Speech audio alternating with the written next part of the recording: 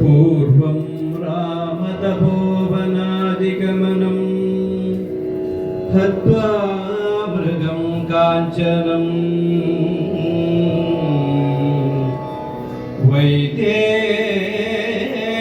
वैदेहीहरणं जटायुमरणं सुग्रीवसम्भाषणं वाली निग्रहणं समुद्रतरणं वाली निग्रहणं समुद्रतरणं लङ्कापुरी दहनं पश्चात् रावणकुम्भकर्णहननं पश्चात् रावणकुम्भकर्णहननम् एतद्धि रामायणम् एतद्धि रामायणम् एतद्धि रामायणम्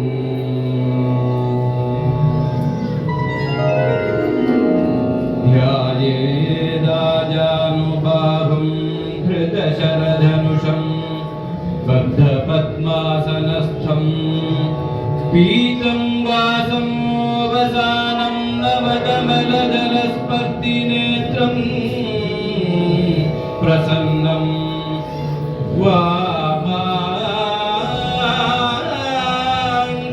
वामाङ्गारूढसीता मुखकमलमिलल्लोचनं वीरदाभं नानालङ्कारदीप्तं ददतमुरुजटामण्डलं रामचन्द्रं चरितं रघुनाथस्य शतकोटिप्रविस्तरम् एकैकमक्षरं पुंसां महापातकनाशनं ध्यात्वा नीलोत्पलश्यामं रामं राजीवलोचनं जानकी लक्ष्मणोपेतं जटामकुटमण्डितं सासितूणधनुर्बाणपाणिं नक्तं चरान्तकं स्वलीलया जगद्रातुम् आविर्भूतम् अजं विपुम् सासितूणधनुर्बाणपाणिं नक्तं चरान्तकं स्वलीलया जगद्रातुम् आविर्भूतं अजं विभुं रामरक्षां पठेत् प्राज्ञः पापज्ञीं सर्वकामदां शिरो मे राघवः पातु बालं दशरथात्मजः कौसलेयो दृशौ पातु विश्वामित्रप्रियश्रुति घ्राणं पातु मगद्राता मुखं सौमित्रिवत्सलः जिह्वां विद्यानिधिः पातु कण्ठं भरतवन्दिनः भरतवन्दितः स्कन्दो दिव्यायुधः पातु भुजं भुजाभक्ष्ये सकार्मुकः करो सीतापतिः पातु हृदयं जामदग्निजित् मध्यं पातु करत्वं सीनाभिं जाम्बवदाश्रयः सुग्रीवेशः कटी पातु शक्तिनी हनुमत्प्रभुः ऊरू रघुत्तमः पातु रक्षकुलनिर्विनाशकृत् जानुनी सेतुकृत् पातु जङ्घे दशमुखान्तकः पादौ विभीषणश्रीतः पातु रामोऽखिलं वपुः एतां रामबलोपेतां रक्षं यः सुकृती पठेत् सचिरायुः सुखी पुत्री विजयी विनयी भवेत् पातालभूतलव्यो भूतलं व्योमचारिणश्चत्मचारिणः न द्रष्टुमपि शक्तास्ते रक्षे रक्षितं रामनामभिः रामेति रामभद्रेति रामचन्द्रेति वा स्मरन् नरो न लिप्यते पापैः भुक्तिं मुक्तिं च विन्दति जगदैत्रेकमन्त्रेण राम नाभिरक्षितं यः कण्ठे धारयेत् तस्य करस्ताः सर्वसिद्धयः वज्रपञ्जरनामेदं यो रामकवचं पठेत् अव्याहताज्ञः सर्वासु यः सदा अव्याहताज्ञः सर्वत्र लभते जयमङ्गलम् आदिष्टवान् यथा स्वप्ने रामरक्षामिमां हरः तथा लिखितवान् प्रातः प्रबुद्धो बुधकौशिकः आरामः कल्पवृक्षाणां विरामः सकलापदाम् अभिरामस्त्रिलोकानां रामः श्रीमां सनः प्रभुः तरुणो रूपसम्पन्नो सुकुमारो महाबलो पुण्डरीकविशालाक्षौ चिरकृष्णाजिनाम्बरो फलमूलाशिनो दान्तो तापसो ब्रह्मचारिणो पुत्रो दशरथस्येतो भ्रातरो रामलक्ष्मणौ शरण्यो सर्वसत्त्वानां श्रेष्ठो सर्वधनुष्पदां रक्षकुलनिहन्तारो त्रायेतां नो रघुत्तमो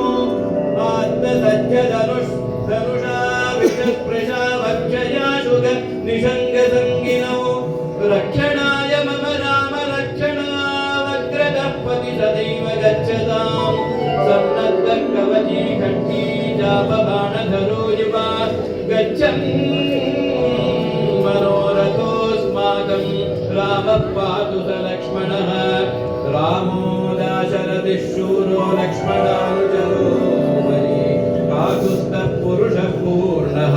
कौसलेयो रघुत्तमः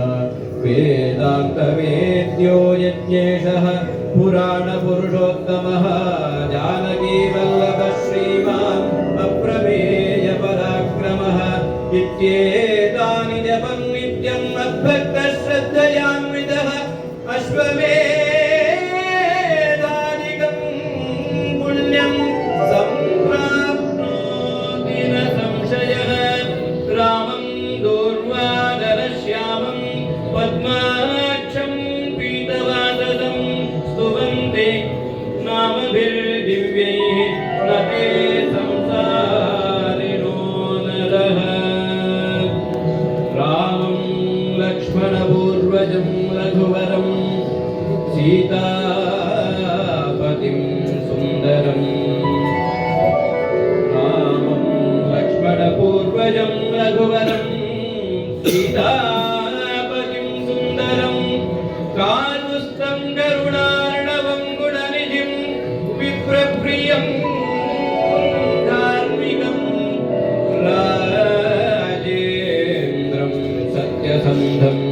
दशरथतनयं श्यामलं शान्तमूर्तिं वन्दे लोकाभिरामं वन्दे लोकाभिरामं रघुकुलतिलकं राघवं रावणारिं रामाय रामभद्राय रामचन्द्राय वेदसे रघुनाथाय नाथाय सीतायापतये नमः श्रीराम राम रघुनन्दन राम राम श्रीराम राम भरताग्रज राम राम श्रीराम राम रणकर्कश राम राम श्रीराम राम शरणं भव राम राम श्रीरामचन्द्र चरणौ मनसा स्मरामि श्री श्रीरामचन्द्रचरणो वचसा गृह्णामि श्रीरामचन्द्रचरणो शिरसा नमामि श्रीरामचन्द्रचरणो शरणं प्रपद्ये माता रामो मत्पिता रामचन्द्रः स्वामी रामो मत्सखा रामचन्द्रः सर्वस्वं मे रामचन्द्रो दयालुः नान्यं जाने नैव जाने न जाने दक्षिणे लक्ष्मणो यस्य वामे तु जनकात्मजा पुरतो मारुतिर्यस्य तं वन्दे रघुनन्दनं लोकाभिरामं रणरङ्गधीरं राजीवनेत्रं रघुवंशनाथं कारुण्यरूपं करुणाकरं तं श्रीरामचन्द्रं शरणं प्रपद्ये मनोजवं मारुततुल्यवेगं जितेन्द्रियं बुद्धिमतां वरिष्ठं वातात्मजं वानरयोधमुख्यं श्रीरामदूतं शरणं प्रपद्ये पूजन्तं राम रामेति मधुरं मधुराक्षरम् आरुह्यकविताशाखां वन्दे वाल्मीकिकोकिलम् आपदामपहर्तारं दातारं सर्वसम्पदां लोकाभिरामं श्रीरामं भूयो भूयो नमाम्यहं भर्जनं भवबीजानाम् अर्चनं सुखसम्पदां तर्जनं यमदूता